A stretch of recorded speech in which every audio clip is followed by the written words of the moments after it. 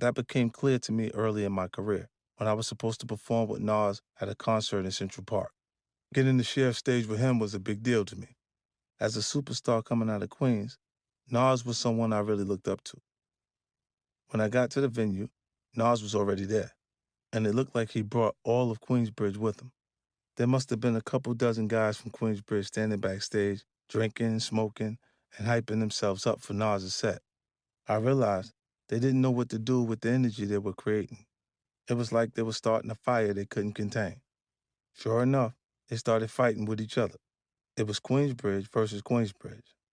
Even though his crew was turning on itself, Nas was either unwilling or unable to put out the fire. Soon the cops got called, and the concert got shut down before Nas even stepped on stage. In my eyes, Nas had mishandled the moment. I understood why he brought so many guys from Queensbridge with him. Central Park is no man's land, and there's no telling who he might have ran into there. A crew from Brooklyn, a couple guys from the Bronx, or maybe a rival crew from another neighborhood in Queens. It was smart to make sure he was surrounded by his own people. What wasn't as strategic was the failure to keep them in check. By failing to control the energy he'd brought with him, he lost the chance to perform that day. It probably cost him money down the road, too. When promoters hear there was a problem at a high-profile venue like Central Park, it'll make them think twice about booking you. So while the impulse to bring Queensbridge with them was understandable, their presence came at the expense of his overall growth. Watching those Queensbridge dudes fight each other, I vowed to myself that when my crew and I hit the road, I would have zero tolerance for internal conflict. I knew that if I couldn't control my own people, there would be a pretty low ceiling to how high I could build my brand. Plus, I understood that there were no minor fights when you're living together on the road. Let's say two guys get into it over a girl. One of them ends up smacking the other in the face.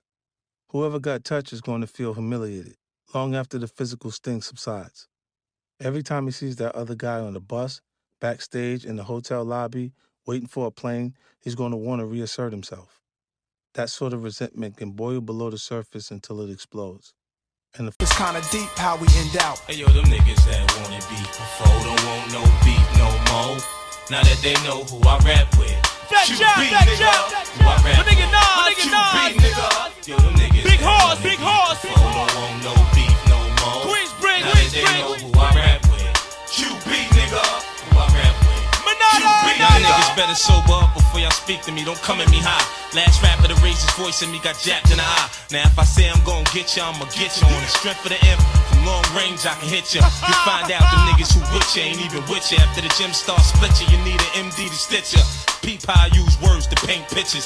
Peep how I got niggas with bodies asking me for 10 cents to go hit ya. Look my name up in the law book, Curtis Jackson, known for creating action.